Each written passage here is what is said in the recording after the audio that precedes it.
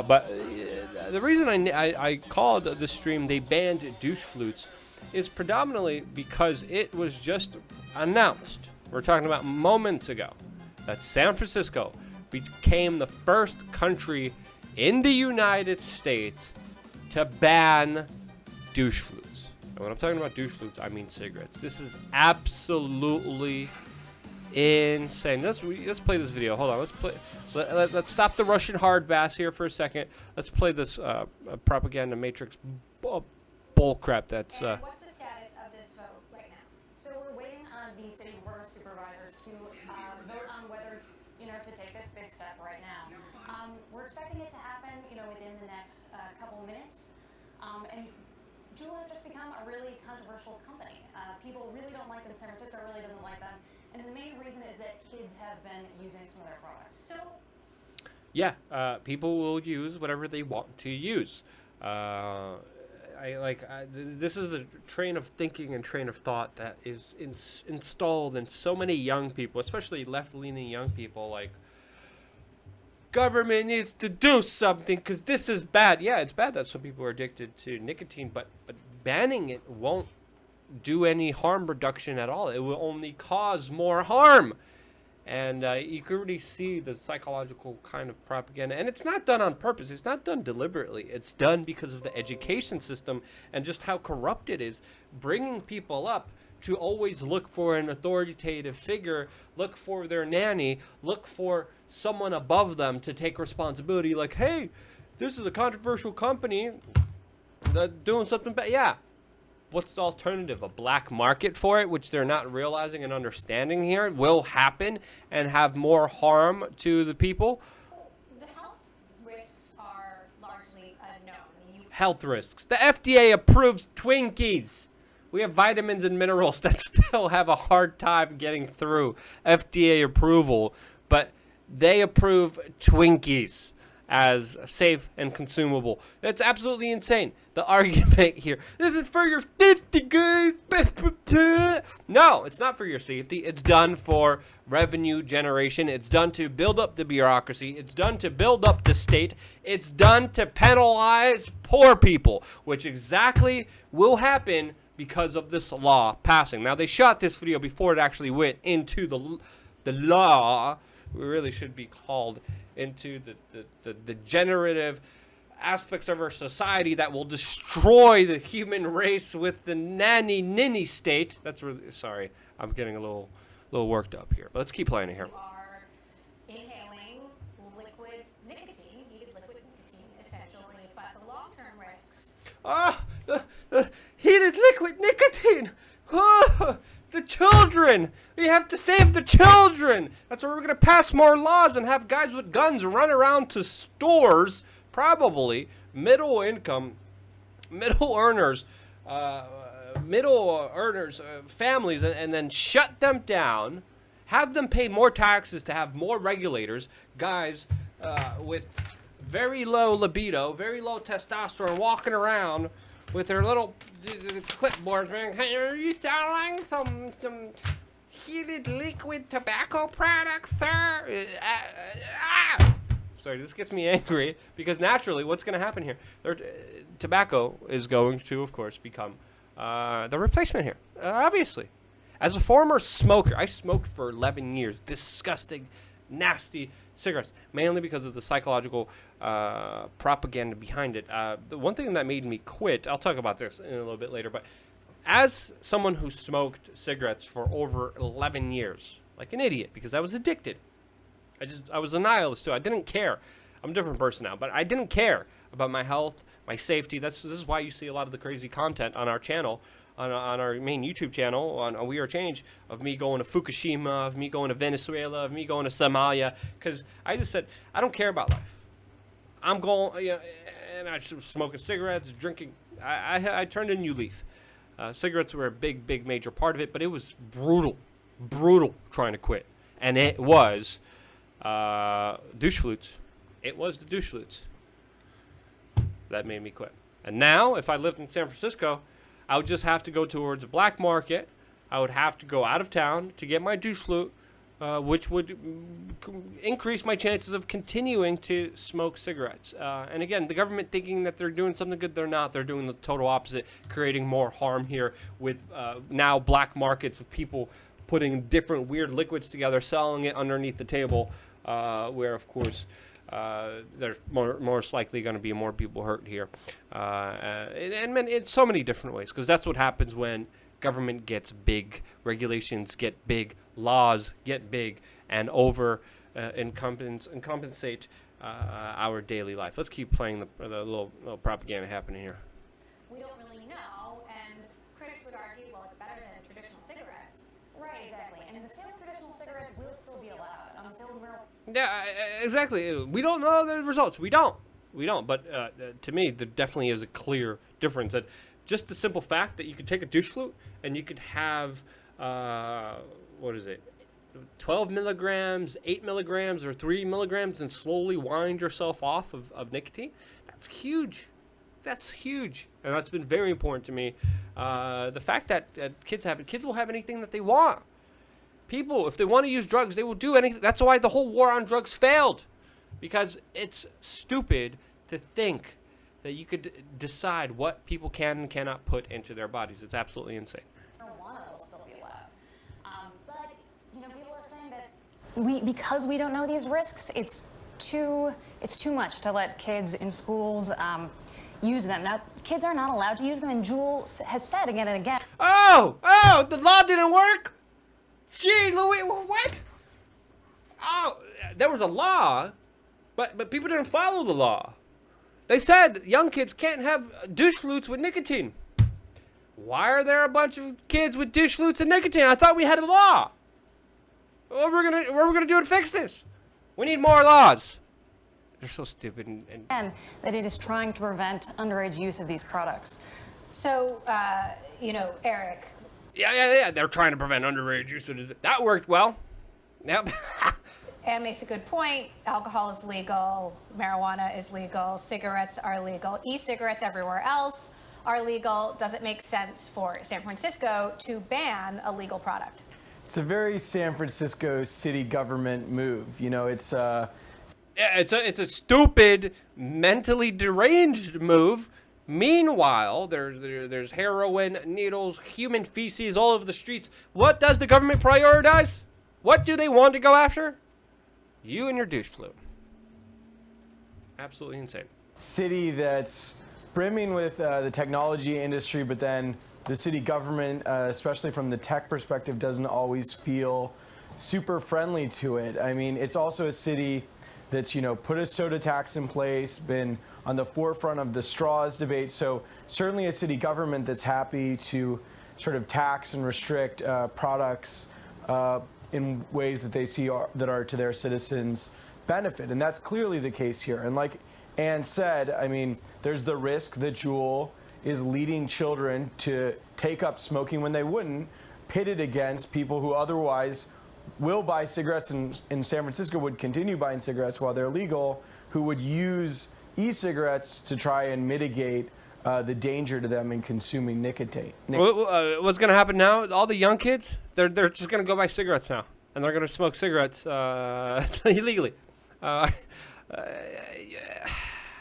Nicotine. Right. Some of the concerns have been around the flavors. Well, why have a bubblegum flavor if you're not targeting a younger demographic? Because it smells good and it tastes good. Because it's better than having just straight ass cigarettes in your mouth hole. Juul, for its part, says the prohibition of vapor products for all adults in San Francisco will not effectively address the underage use and will leave cigarettes on shelves as the only choice for adult smokers. If you do look at the statistics, and the use of traditional cigarettes is way down, but vaping... Yeah, that's good. That's actually a good thing. Vaping is up. Yes, there should be an actual discussion around this and the actual effects of this and the actual bigger ramifications and the teen usages here. Those all should be addressed. But the problem is only going to get worse from here because of government. It's not being addressed in a rational way.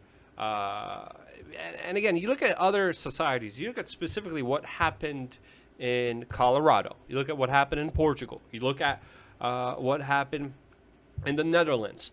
when it comes to substances that people are addicted to, whenever you do legalize them, you have less harm.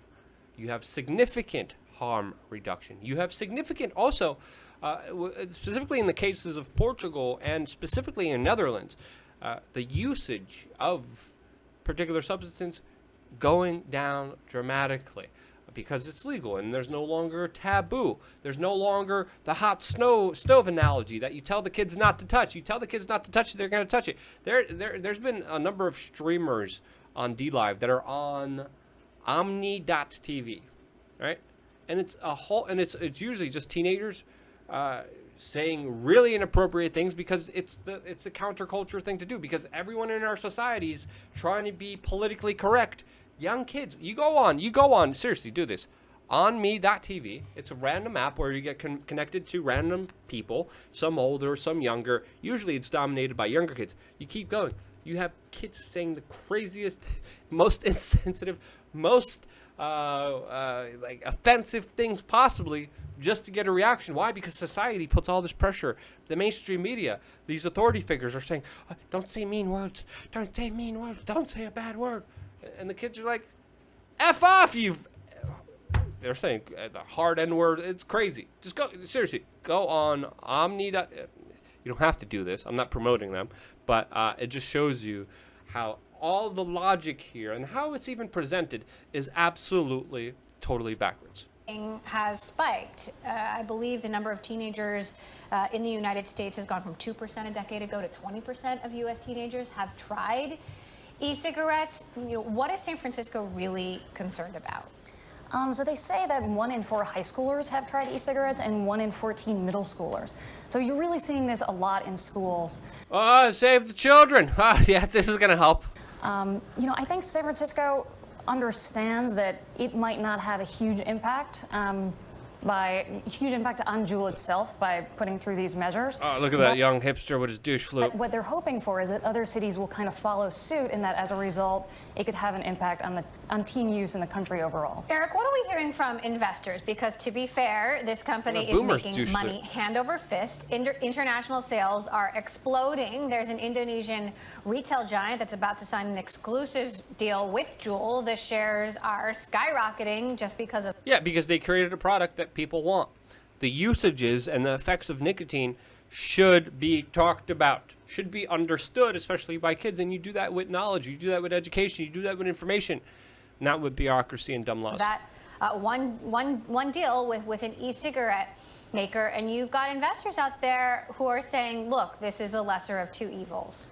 You saw investor Tiger Global pour into this company when it was controversial, and then Juul struck the Altria deal. So I think, at every turn, Juul is going to look like a challenged company with regulatory backlash. But the fact of the matter is that, nicotine is addictive and that there are lots of people hooked on cigarettes and who like e-cigarettes, and that is a very profitable business. So there's going to be this fight between... Yeah, you know what else is? The sugar industry, the alcohol industry, the cigarette industry. We don't see... if you're going to start banning things that are bad for you, we should start banning forks, all right? How many forks are making people fat all across America, huh? How about you, Tubby, huh? The history of nicotine-based products making companies a ton of money, and regulators who want to protect their citizens from addiction. And some investors are certainly happy to profit, and some would argue that this is a technology that's going to help people move away. Profit. He said it like it was a bad thing. For more dangerous products, but certainly Juul's history, like we've said, with flavored tobacco products is going to hang in anyone's mind when they think about the company as someone who started off with a product that really...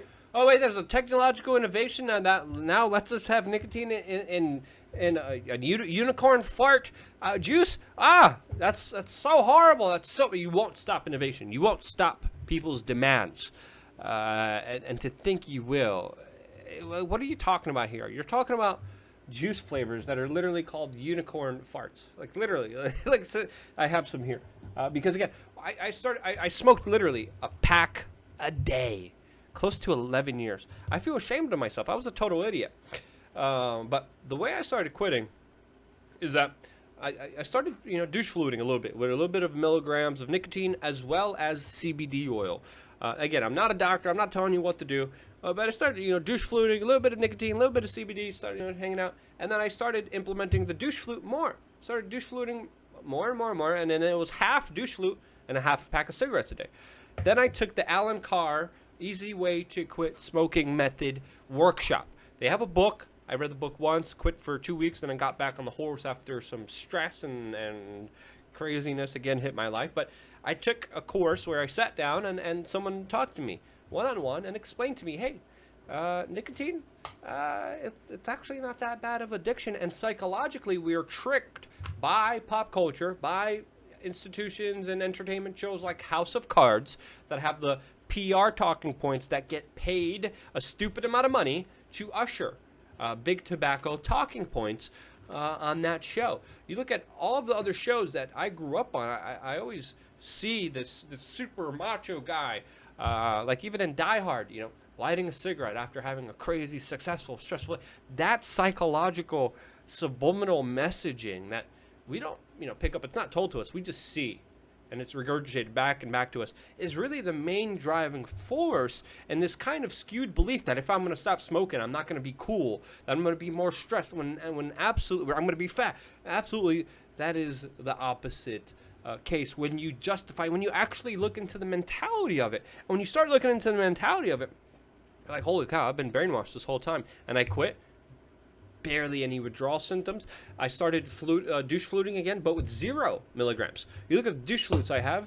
Here I have unicorn milk, all of them, 0 milligrams. I'm not supporting this again. And right now, I'm not even douche fluting again. This douche flute broke. It's been broke. Ah, see? It's this douche flute. It's all busted up. I don't know what happened. Something with the coil, whatever. It hasn't worked in like 5 days. I don't care.